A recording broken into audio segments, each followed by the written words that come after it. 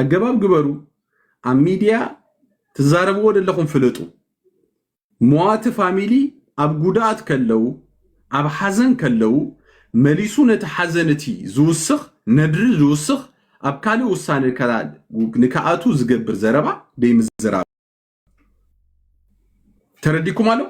ኣብ ካልእ ውሳነ ዘእቱ ዘረባ ደይምዝራብ ኣለኻ ምእታ ኣብያሃና ዛ ሾርሙጣ ብጣዕሚ ብላ እዚኣ መጀመርታ ክትፈልጥ ሓንቲ ነገር ኣይትገብርን እያ 400 ናይ ቲክቶክ ናባይ ዳኣቱ ኣውፅያ ከማን ኣይትህብን እያ ካልኣይ ነገር ትዛረቡ ሰብኣይ ተረዲእዎም ስለ ዝኾኑ ዝበልዎም እዮም ዝገብሩ ዕርቂ ምምታን ክገብሩ ድበልዎም እወ ንሕና ተጋጊና ድሓር 14 ዓመት ትፈሪድ ዘሎ ክንደይ ዝእሰር መሲልካ 8 ዓመት እዩ ዝእሰር ኣብ ሸወደን ፍርቂ እወ ፍርቂ ናይ ለይትን ናይ መዓልትን 2 መዓልቲ እዩ ዝሕሰብ ተረዲእካ ኣለካ ይወፅእ ግን ሕጂ እሱ ይኮነን እዚኣ ሓደ ታሪክ የብላን ኣነ ኣፀቢቀ ዝፈልጣ ምኽፋእ ኣይኮነን ታሪክ የብላ ምሳና ነራ ውትድርና ነራ ምሳና ኣብ ፍራዕራ ላንሰንስ የብላ ኢንጂነሪ ከነት ዶክተር ኣይከነት ፈንጣዕታ ዓይላ ኣብደይ ምልኮት ኣነ ገሪምኒ ነዞም ሰብኣይ ሓንቲ እዮም ተዛሪቦም እሱ እንዳፈርሐ የፍርሕ ሚካኤል ተረዲእካ ኣለካ እዚ ቀሊድ ግን ኤርትራ እንታይ ሽሚ ሬኻ ባህልለና ንሕና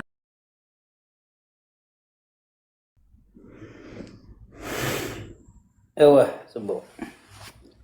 ናይ ባሕቂ وزيات سمعك وانا بخال عندي اكيد له لا ገርመካ እዩ ምክንያቱስ ምሕጋዝ እዩ ዘድልዮ ዓርቂ ይፅቡቕ ተረዲእካ ኩሉ ሻ ተረሎም ተሓጋግዙ ንሓግዙ ሰብኣይ ዘልዮ ዕርቂ ካፍጠረሎም ዝሰወደ ሰብ ኩሉ ሻ ነበር ዝኣት ግዜ እንታይ ኮይኑ ህዝቢ ጋሽ እንታይልካ ወዳሪ ማታ እዚኦም ስርዓት ኣይትገብሩን ወላስ ከምኡ ኢኹም ደልዩ ደለኹም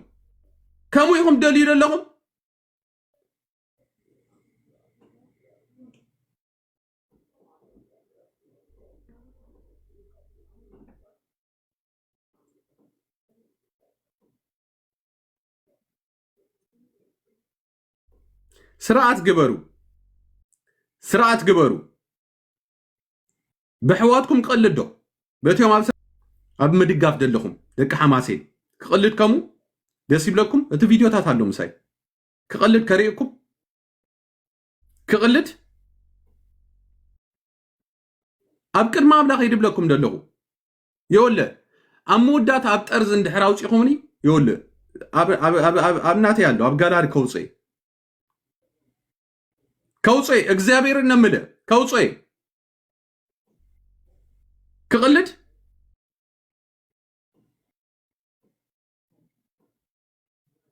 يقول انا سيطاني كنغرك اندحر قጭ مصيني يو سيطاني انا سيطاني بلكالو ترديكالو غدفو ابزي تدلي ነገር ከይታቱኒ ነጊረኩም አለሁ ግደፉ ግልጽ ገይራ ከነግረኩም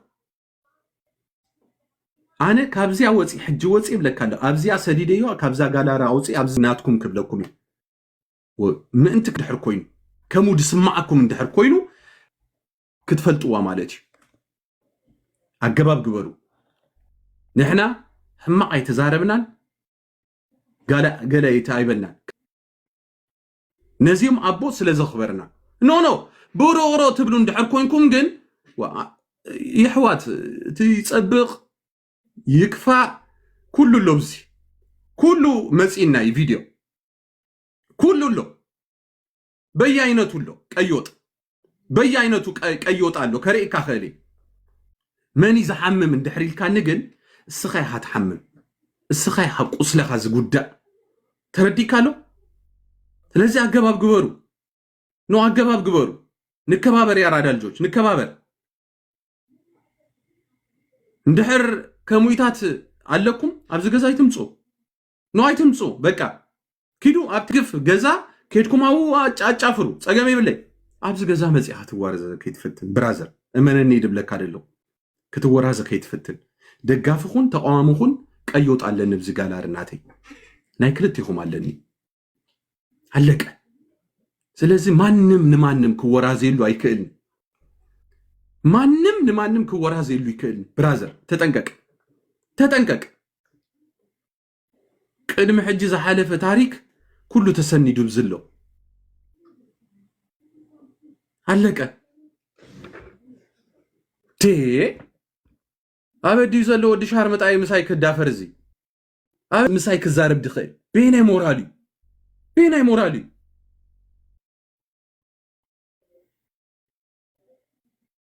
ودها قرصة تولد لغا نعم بالله نزا رسح مالتي نزا ما يبرب مسايك تزارب برازر أبدي غازل لغا رسح حصغا كنزا عين الزربات الزارب قروب كمان حلنا يبلكان كمودو مبلكا نتيوم سبا ريسبكت هاي تقبروم كمي عينت حبرة سبيخم كمي عينت قشاشايخم دي كمي يوتي إرتراونت تبسابي سوزلو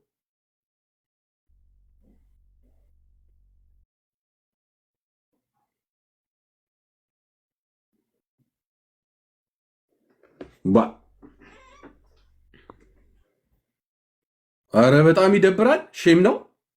ሼሚ ናይ በሐቅ ሼሚ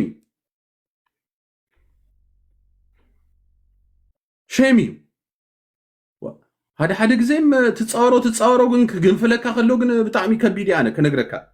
ክግንፍለኒ ከሎ ብለካ ኣለኹ ማንም ኣነ ንዓይ ፃፀ ይሰብ እመኑኒ ድብለኩም ደለኹ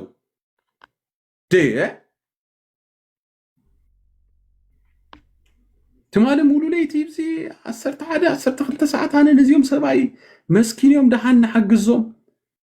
ودوم زجبرنا نجرس ندابلنا نزارب زنبرنا سبات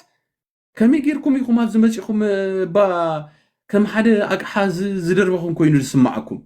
كم حدا زمت جيركم توصلوا ولا لكم كم يتي تكانه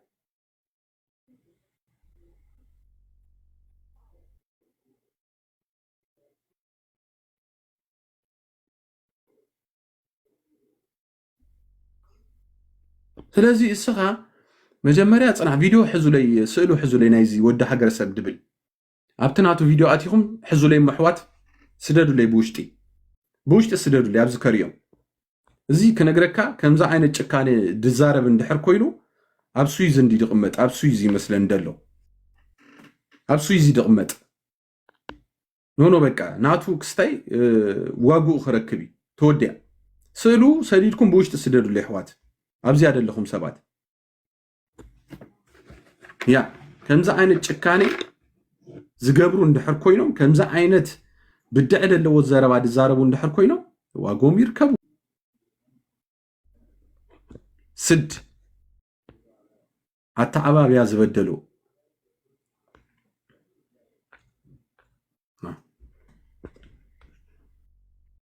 كيف توسك فيديوها فيديو هافتو اسمع نبي هاو عفاري افكا ولا حتى فيديو كفتو قلتف سباي ليها فيديو هافتوسكا فيديو ده من كل اللي قال لي هو فيديو ها كفتو حري كفتو فيديو ها دحريو ديليت كاتزارب كفت كل غزرب انا انت لك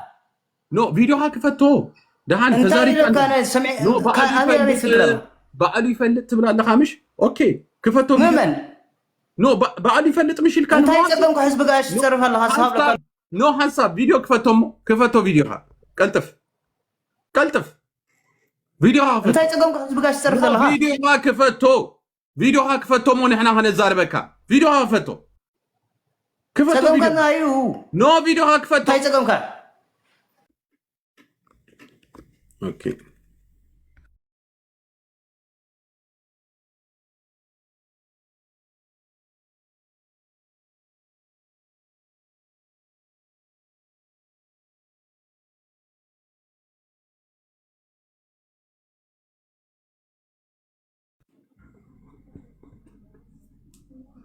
اوكي صاغم يلن نا اخاد فلتካ ብዙ حسابات አለው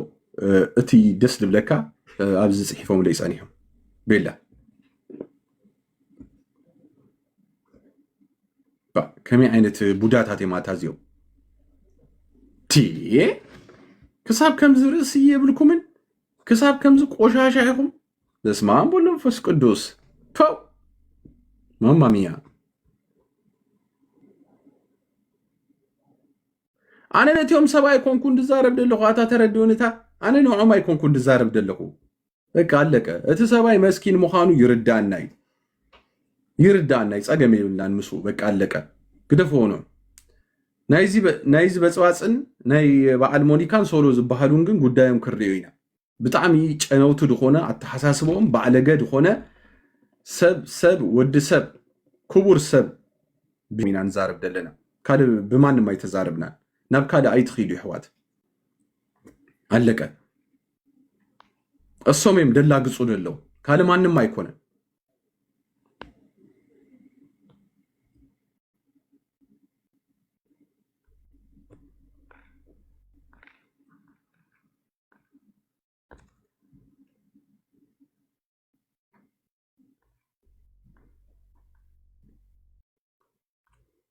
አቲ ጓልጋሽዶ ገለመለት ብሊ ኪዲ ክፍት እና እጂ አብዚ ሚዲያ ዚ ኩሉ ግዜ ምክብባር ጽቡቂ ብምክብባር ዘንድ እንድሕርኬና ምክብባር ድኾነ ቃል ይድመጽእ ምዝልላፍ እንድሕር ኮይኑ ግን ድማ ብጣዕሚ ከቢድ እዩ ምዝልላፍ ብጣዕሚ ሲምፕል ያራዳል هو ميكجي تايلو كان حجي ابيخ تلاقص الله تبلن انت تلاقيت انتي زيلي نو يكونن نمني خاصخا بصيخ بزت تصارفو مودل نتي مواتسي زي تصارفه دي نتي مواتسي تلاقصلو لخا كمي غيرك حتلاقص بمودو من لا عبودي تصارفو انت كونك حزب قاش تصرف الله زي حتى كان ايكونن السخا دبلكايو كاليو ويلي ناتي غدفومو انا ارستي سودي حجي قال انت لده نو ارستي سي السوديو እሱ ያርስተይ በአርስ ክልል እሱ ኮነንት ብለን እንታይ ዳም ትላቀጥ الله ገለስ ብላ አበይ በይ ተብሎ አርስተይሲ ስቱዲዮ ከመጌር ካስኻ ተረዲካሎ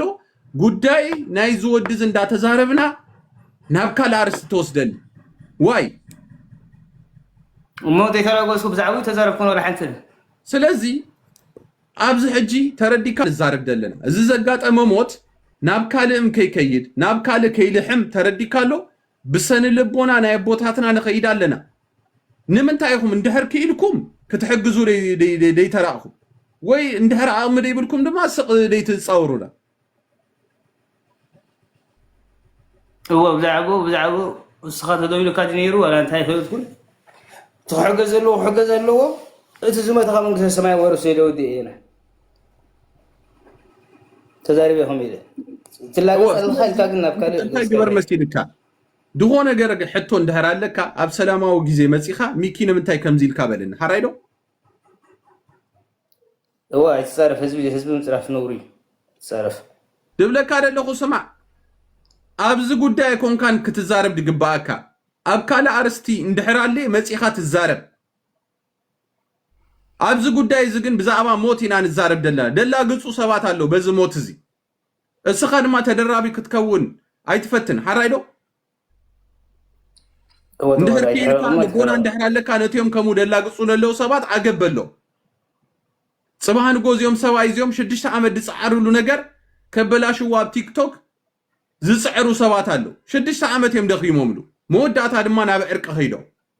ነዚ ነገር እዚ ከበላሹ ዝደልዩ ሰባት ነዚዮም ተዛረቦም እንዶ መንሰዲ ይኮንካል ወዲ ክንደ ዓመት ይኻሞ انا ወዲ 26 ዓመት هو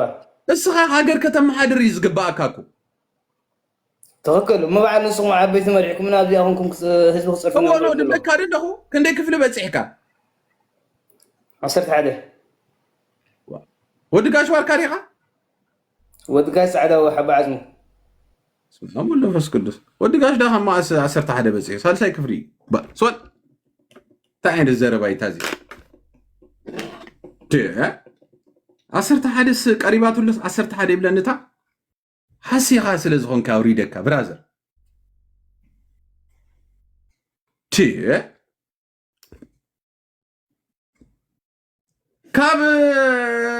كاب حموش هاي تحتي كنت تتقسي درقنا خاص عصرت حدا تبلني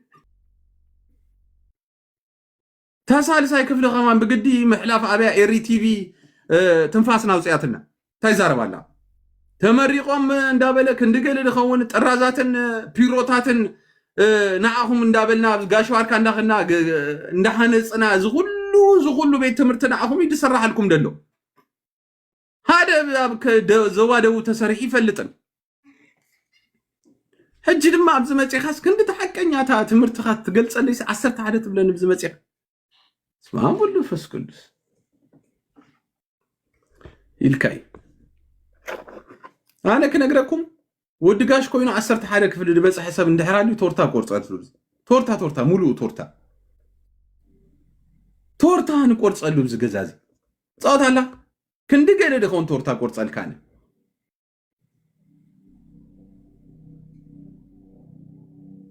ትረብሹና ኣለኹም ግን ኣገባብ ግበሩ ያራዳል ጆል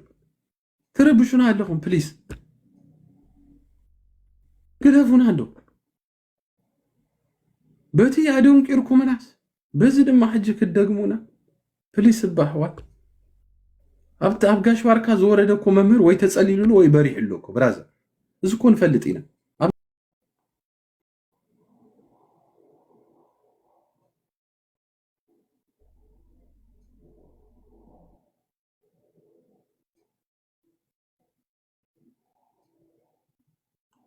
ናቢና ክንከደልኩም ደቂ ጋሽ ዋርካ ፖሊስ ኣነ ብፍላይሲ ናቢ ይድኸደልኩም ናቢ ህልም ክብለልኩም ንዓኹም ክብል ክፍት ተበልኩ ሓደ ወዲ ጋሽ ዋርካ ይመፅእ ዝኸፍታ እዛ ገዛ ብታሕቲ ይፅሕፈልኝ ያነ ምሁር ናፊቅ ኣለኹ ሶሪ ይሕዋት ምሁር ናፊቅ ኣለኹ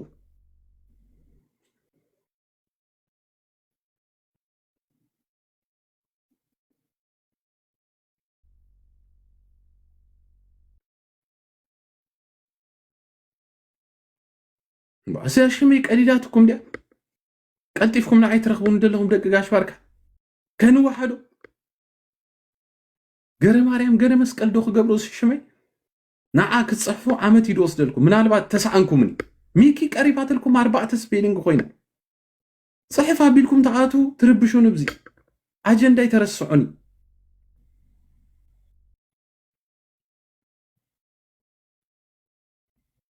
تي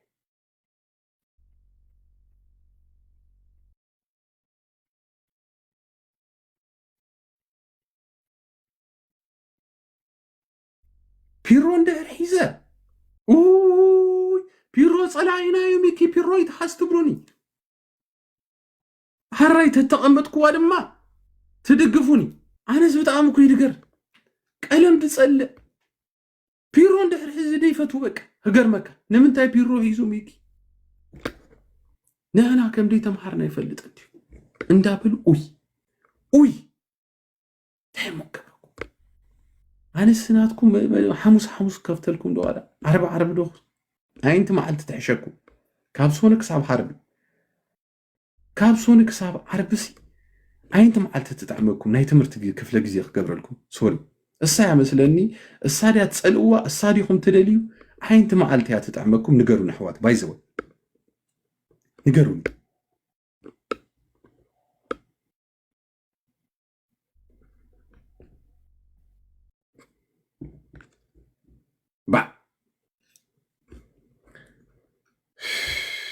በጣም ይገርማል ሰንበት ምድር ይሙት ሰንበት ምድር ቤተክርስቲያን ሰባብ ዝኸደሉ ሳንዴ ብለካየው ቤተክርስቲያን አይፈጡ ገለ ይፈልጡ ሰው አርኮኮባይም ጉራጼም ይፈልጡ ቤተክርስቲያን ናአኪድ እንደህርካይ ትቁራዝ ገረብ አላት ንበት ይብለካ ተሐራስ መሬት አላት ንበት ይብለካ ሰንበት አይፈልጡዋኒ ሰንበት ኪዳን አይፈልጡዋኒ ቤተክርስቲያን ይኻት ኸይድ ሰንበት ብራዘር ወድጋሽ ባርካ ሰንበት ትጽሕፍ ኣብዚ ሰንበት ምድራነክ መህረካ ብራዘር ቤተክርስቲያን ኪድ ክንደ ተብለኒ አንተ ታይ ወሪዶ ማታ በዓል አዲስ ልብሎም ዚም ሰባት ዚ ታናለኩም ዲ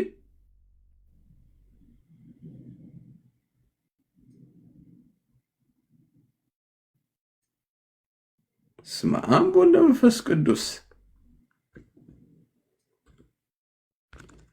አሎራ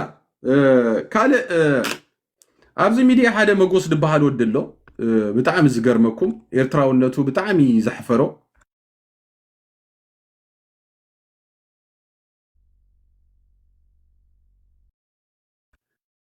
አሎራ እዚህ ራይዎ ብጣዕሚ ዝገርም ብጣዕሚ ድሕዝን ባይዘወይ ከምዚ ቆሻሻ ሰብ ድማ ርኢና ሰሚዕና ዲ ንፈልጥ ራይ እዚ መጎስ ይድበሃል ወዲ ሰራይ ወዲ ዓረዛይ ኣብ ኣስመራ ተወሊዱ ዝዓበየ ናይዚ ጠልመት ድማ እዚ ናይዚ ክሕደት ድማ መዳረግቲ ይብሉ እዚ ቆሻሻ እዚ መጎስ ይዝበሃል ንኤርትራ ስራይዎ ምስ ኢትዮጵያ ሲኢልዋ ሰብ ክቃወም ከለኩ ዓይነታት ኣለው ኣቃወማ እንዴ በጣም ይገርማል ከምዛ ዓይነት ስቱፒድ በጣም ርኤ ሰሚዕ ይፈልጥ እንዴ በጣም ቆሻሻ ድኾነ ሰብ ከምዚ ወዲ እዚ ድማ ርኢና ሰሚዕና ይንፈልጥ አይገርመኩምን ወይለይ ኤርትራ ሃገርካስ ምስ ኢትዮጵያ ደሚርካስ ምሶም ክንፈትና ትብል እዚ ዝተሰውኦ ሰብ ይብሉ ኣነ ግልጽ ገይረ ክነግረኩም ዝተሰውኦ ሰብ ይብሉን እዚ ቡሽተ ከመይ ገይረ ክርዮሞ ቡሽተ እኮ ደይሬ በዚ ጸሓፍልኝ ኖርማል ቡሽተ አይርዮኒ በዚ ይርዮ በዚ አኩያቲ ሕጂ ተረዲኩም አሎ ያ እዚ ወዲ እዚ ክገርመኩም እንታይ ድገብር ደሎ እዚ ኩሉ መስዋዕት ዝተፈጸመ ሃገርሲ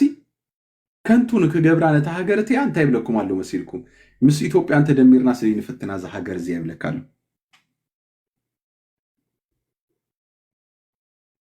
እዚ ነውሪ ባይዘው ኣሕዋት ነውሪ ንስዋዓት ምጥላሚ ነዚኦም ከርታት ዝበሉ ኣቦታትኩም ፈቆዶታት ሳሕል ፈቆዶታት ናቅፋ ዝተሰው ኣቦታትኩም ምጥላም ማለት እዩ በጣም ያሳዝናል በጣም ይደሕፍር ናይ ዝወድዚ ታሪክ ድማ በቃ ህዝብ ከማን ከም ድፈንፈኑ ሕጂ ይርድኦሎ ንባዕሉ ሲ ህዝቢ ከም ድፈንፈኖ ይርድኦሎ ዝሰብዚ አይገርመኩምን ህዝብ ከም ድፈንፈኖ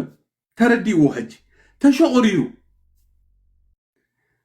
ሕጂ ኣዝዩ ስለ ዝተሸቁረረ ድማ ኮንፊደንስ ይብሉ ዋላ ተሰልጠና ኣብናቱ ኣቅሪብዎሲ ድዛረቦ ደለ ቋንቋታት ራይዎ ሰምዕዎ በጣም ነው የሚገርመው ሰልጠነስ ካው ለቢሙሲ ኖኖ ንሕናሲ ንኤርትራ መድሓኒና ንቃለስ እምበር ባህርና ንክንህብ ኣይኮንናን ኢሉ ሰልጠነ ዝዓሸወ ተቃላሳይ ንምሳሌ እዚ ድማ ኣብ ኣስመራ ተወሊዱ ዝዓበየ እቲ ኣብ ዓዲ ቀይሕ ተወሊዱ ዝዓበየ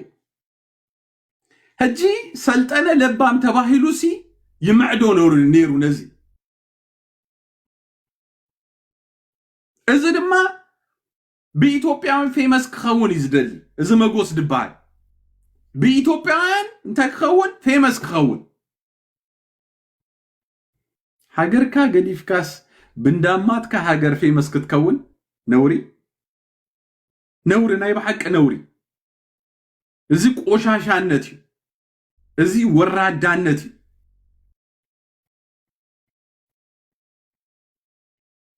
ናይ ሰብ ፌመስነት እንታይ ኣብሰልካ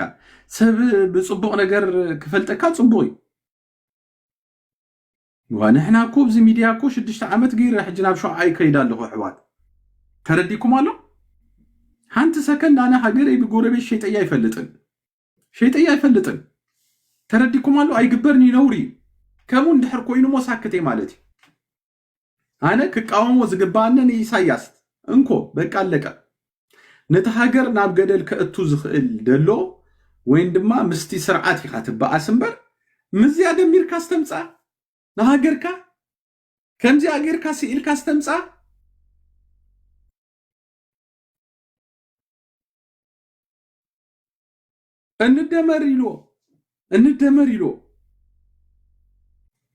እንደመር እንታይ ማለት እዩ እዚ ከነግረኩም እንታይ ደሪ ይመስልኩም ካብ ገዝኡ ሓደ ስው የለ ከነግረኩም ኣሕዋት ግልጽ ገይረ ከነግረኩም ካብ ገዝኡ ሓደ ስው የለ ተወዲያ ሓደ ስው ዘይብሉ ሰብ ሓደ ሰብ ከምዛ ዓይነት ሰብ ንሕና ንማንም ኣይንመሕርን ስለዚህ ፋሚሊው ይፈተሹ ነዚ ፋሚሊውስ ይፈተሹ ግልጽ ገይረ ከነግረኩም ፋሚሊው ይፈተሹ ሞ نحن حزب إرترا أبجزو حدثوا زي بلو فاميلي له سوري تأورجينال دخون إرتراوي هاجر نمدحان إرترا تبعال هاجر نكنونن أب نفس كف إرتراوي أبو أديو كمون دما فاميليو زي هابس يله سلازي نكو هاجر علاتنا نبلا إرترا كان بعد زيوم قشاشا كان بعد زيوم ورادا عصم سواعات كخسكسو زي حفرو سوو نكتألمو جزي دي وصدلهم بتعمي يسازنال بتعمي يزقرم كم زيوم عين السبات عم ميديا مزيوم كوينكا هتزارب كلخا مزيوم كوينكا كنزيوم كتري خلخا بتعمي هتقوي سلازي يحوات كلكم نزي هاجر كم هاجر كتقصليا منغستي لو ملو صباح يلن إرترا تنبريا سواعتا دما كتعقب ناي ولدو حلافنت عليكم يس صوم انا نكنبر برهان رئي نخخيد صلمات زمرصو سواعت كمي غيركا مس إثيوبيا دميركا تمصانه زبانديرا انت عينت حلنا حليكا يخ كمي غيروس مورال مصيكا كمي غير مورال مصيكا سلازي زودزي بزخدو بوتاتات كنغركم مانم إرتراوي قولي هيلو سلام زبلو سب ايركبني سلام دبلو سب ايركبني امنوني دبلكم دلا قدما املاخ يدبلك አይደል سب ሊሚት አለው አካይዱ خمان ሊሚት አለው አካይዱ ሲ ሊሚት አለው ካብ ቀይሕ መስመር ዶጻ ተሐሳስባ ግን ወላቲ ተቋማይ ዝበሃል ከኽብረካ ይክእልኒ ሰብ እኮ ሀገሩ ጸሊ ኢኮነን እኮ ድቃወም ደሎ ሀገሩ ስለድፈቱ ይቃወማሉ ከቃወም ከሎ ድማ መስመር አለው አካይዱ ሀገሩ በምስ ኢትዮጵያ ደሚሩ ኢኮነን ድቃለስ ደሎ ገሊ ንገሊዮም በትክክል ድቃለሱ ሰባት ከማንሲ ተንቅጽዋም አለሁም ከሚገርኩም ይኹም ስቅት ብሉ ደለሁም ተቃለስትስ ባይዘው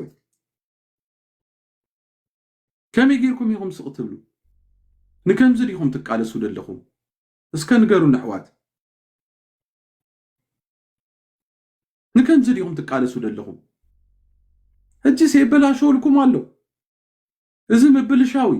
ሰብ ቅንዕና ንድቃለስ ሰብ በዓል እዚኦም መጽኦም እንታይ ይብሉ በቃ እንደመር ደሚርና ስለይን ፍትና ይልካ 30 ዓመት ሙሉ 30 ዓመት ሙሉ ዝተቃለሰ ህዝቢ ኤርትራ በሎ እዚ ምልምል መንእሰይ አብርኩ ዘስተንፍስ መንእሰይ ናይ ጽባህ ራእዩ ብሩህ ከሎ ጸልማት ዝመረጸ መንእሰይ ነዚ ትጻወተሉ ነዚ ስስኻስ ኣብ አሜሪካ ስለዝነበርካስ ኣብ ካናዳ ስለዝመጻኻስ ክትወራዘሉ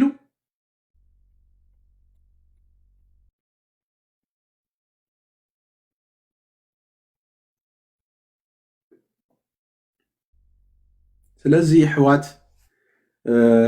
ንሕና ክንብሎ ንኽእል ነገራትና ንብል ተረዲኩም አሉ እዚ ተፈልጥዎ ሰባት ፋሚሊው እንድሕር ኣለኹም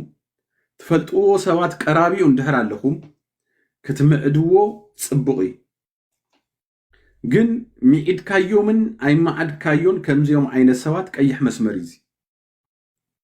እዚ በዋላ ሓደ ነገር ክድምስሱ ኣይትኽእልኒኻ ካብ ህዝቢ ኤርትራ ሓንጎልም ክጠፋ ኣይክእልኒ ብኸምዚ ዓይነት አካይዳ ክጠፍእም ኣይክእልኒ ክጠፋ ኣይክእልኒ አነ ንክፍለጥ ኢለ ሃገረያ ይሸይጥኒ ኢትዮጵያውያን ንክፈቱን ኢለ ምስማንም አይጎና ባህኒ ዋይ አነኮ አብዚዮም ናይ በዓል ቴዲ አዋሳ ዝበሃል ከልኮ ይኮነን ንሕና ሕጂ ኩናት ምስተኸፍቱ ኢለዮ በትክክል ያለ ናይ ልቤ ተዛሪበ ክንዴ ጊዜ አቦታትና ነዛ ኢትዮጵያ ትበሃል አትዮም ይወጽዋ አለው ጂ ከሙድ ባህል የለን ሕጂ ኩናት እንድሕር ተጀሚሩ ምስ ኤርትራ ንሕና ኢትዮጵያ ብምልእታይና ከነማሕድረኩም ኢለዮ نزيها جن تردكم علون تايلوما بقى كمزي إرترا كمزي قبقنا إرتراس كتورم كم دي تخيل زعينتو كمو جيروم يموسيدوما 30 عامت كنقرأكم محوات 30 عامت إرترا وهك على سكالو إثيوبيا أبقو تصير إرناي شعبي يعني را أنا هذا 10 عامت زخون بعلم كم حد رواني رو أنا كم يدبلكم نزا إثيوبيا تبهال حجر سبلكم عليه أزيوم شعبيا 10 عامت أتليست كم حد روا متقبأنيو منتي أب حزبي إثيوبيا أب حزبي إثيوبيا حنقول كنعتو منتي كردوهم منتي نزي ويانا زبهال أركيمنا مسوس أنا جن تاريخنا إرتراويان كومبليتلي كأيروم مصحف تصحيفهم نحنا هنا تاريخ سرحتي لهم ميم نتيوم 100 قلم مليون حزب إثيوبيا سلازي شعبيا أب كمز شاكي بايزون كسأل نحيد قبقو نيرو مسو نحزب إثيوبيا عنك هو كوتس إز قبقو نيرو قويو هاجر نتسيلو وطيو هاجر شعو من نتسألك أيان يركا بحكي إدب لكم كمز ما يمدفرون عن نيرو ناتنا تاريخ سلدي فلطونا إرترا تاريخ ترديكم على وياني بقلايا سريحاتو بقى بقلايا صحيفان حزب إثيوبيا كمز تقاليسا كمز جيرة جنن ندو جنن إلى نفي حديقاتو دهاريم فليتوم تتاريخ نا إرتراو مهون يا تاريخنا إرترا دهاريم فليتوم إثيوبيا ويانا مسوردو